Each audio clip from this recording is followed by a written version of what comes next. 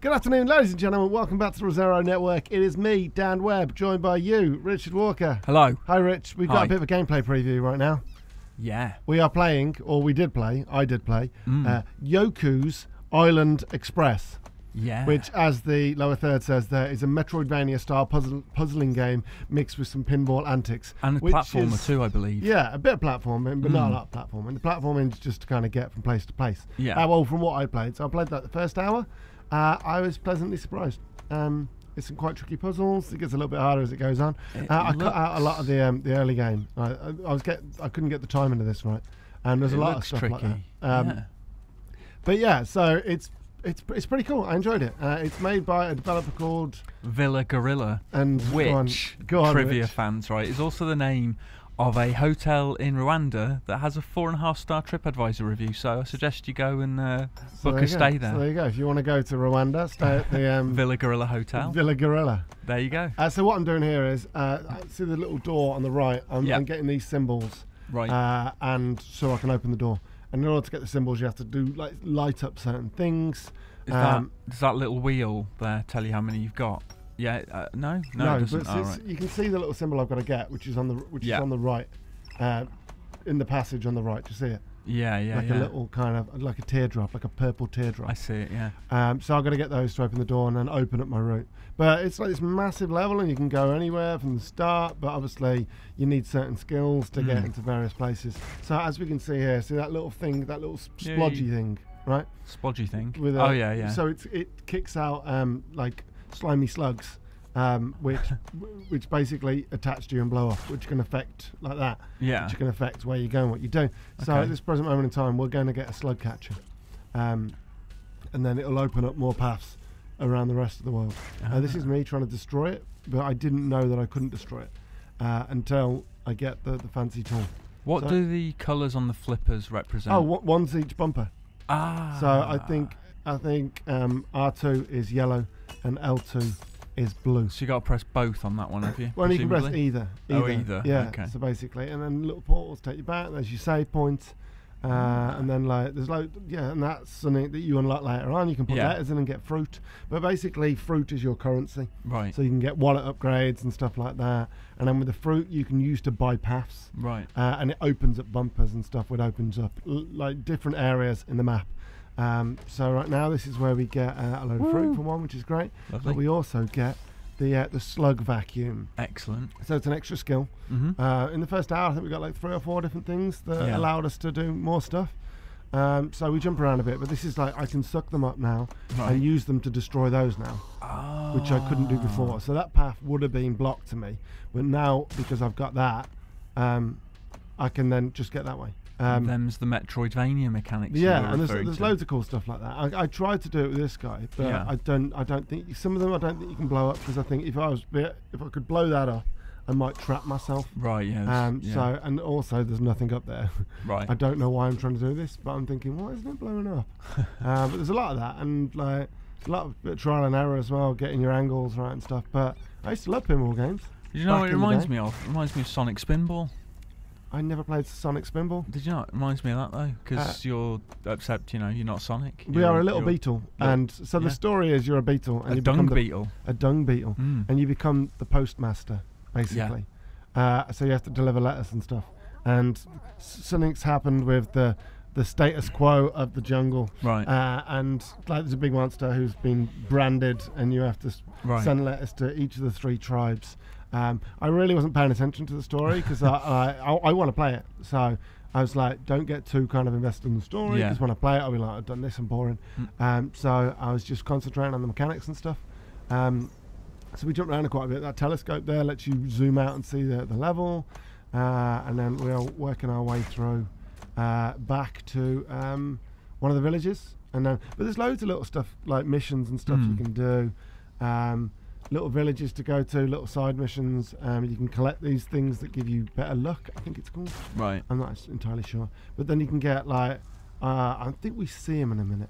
But I already unlocked. So this is, as an aside, this is, I think this is a Metroidvania bit. Because those purple things were like all over the place, but I couldn't work out So I assume there'll be some like grappling hook and I can spin round and then let go and then that's what I'm assuming. Then you can climb. Yeah, I wanted to leave that in just to show some of the other Metroidvania puzzle mechanics. I clearly spent far too long here though, so I was like, you know what, I'm done.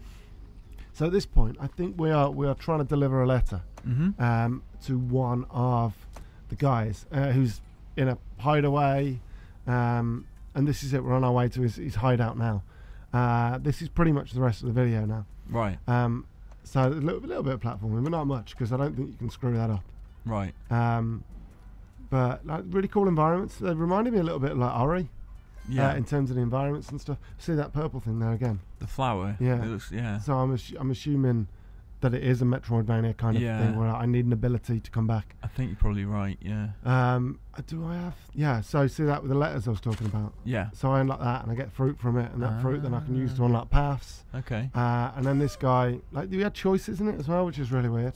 Like there's one choice where I had to like get a mushroom for a dragon to let me through. Right. I could either use a poisonous mushroom or a friendly mushroom to feed him. So I'm not sure the ramifications of that yet. Yeah. It'd be interesting to see.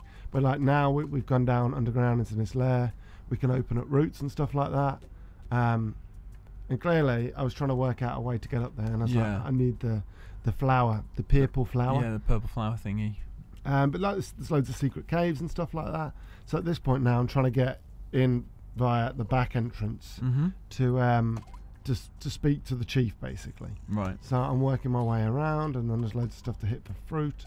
Obviously I can't get up there, so then you've got this kind of, I don't know what I'm doing here. Because sometimes if you spin it quick enough, it you've changed it. You flipped it, so I don't know what that means. No, neither. But like now I can get through here, where before I couldn't. Yeah, I guess these are things you'll gradually pick up. But I love the hand-painted art style as well. It's nice, really nice. Yeah, looks really good. But so yeah, I think this gets us in like the underneath, the underbelly, which we couldn't do before. Oh, is this a giant creature you're inside or something? Because those were teeth down there that you went through. I'm not sure, but yeah, we jumped ahead there to more pinball-y stuff. We're in the underbelly here, right?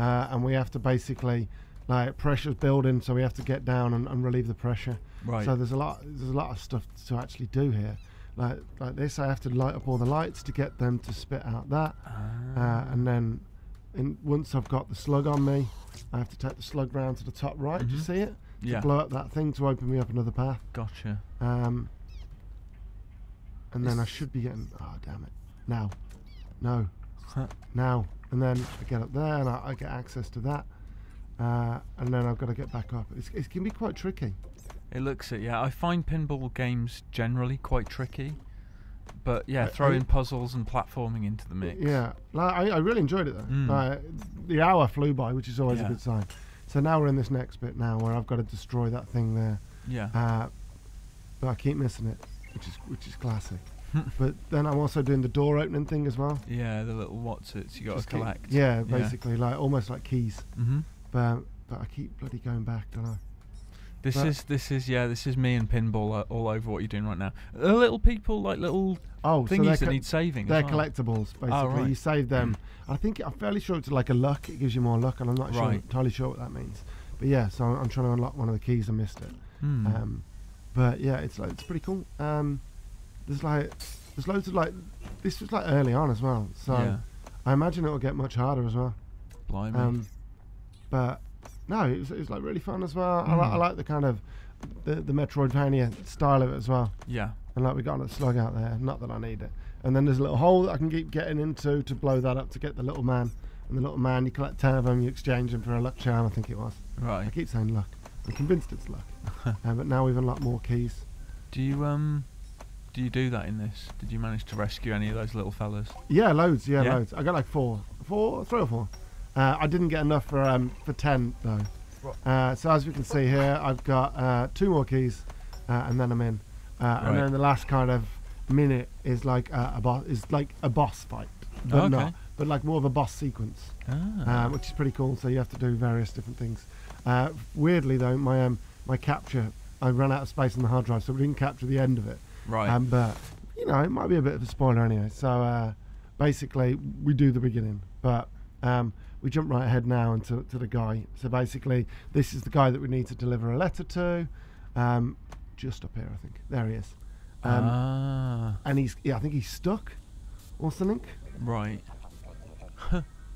So he doesn't want his things, he doesn't want his shelter to blow, so I've got to come in and basically relieve the pressure, which is just a series of like puzzles and stuff like that. And then you get these little guys that turn into pinballs as well, so you can have multi-pinballs. Oh wow. And so you have to, it's like multi-stage as well, so basically you drop in and then you're in here, so you've got to blow up to get the keys. You've got to hit those things to get the keys, basically. Like that, and then you get a key, and that's like the first page, and that thing stops me from hitting the spikes at the bottom, and that's another thing that I unlocked. But yeah, so you get that, and then the next stage you see the pinballs rolling on the right. I see him, yeah. Once I get into that door, do you see there's like a little pressure thing? Right, yeah. So I can push the ball up against that, and then use the other balls coming down, and then have multi-balls. So yeah, there's a lot of stuff going on. I enjoyed it. There's a lot of kind of redeeming qualities to it, and it's completely unique because I don't remember playing a pinball game like this. Well, no. And it looks great as well, like visually. Yeah. I mean, Sonic's Pinball was similar, but it was nowhere near this complex. Cool, and that is out. I have no idea when, but it's out soon. May 29th, I want to say. It has a date. I think it's May 29th, yeah. Cool, that was Yoku's Island Express, available on Xbox, PlayStation, and PC. Thank you very much for watching, folks. Don't forget to like, comment, and subscribe, and we'll see you next time. Cheers, folks. Bye. Bye.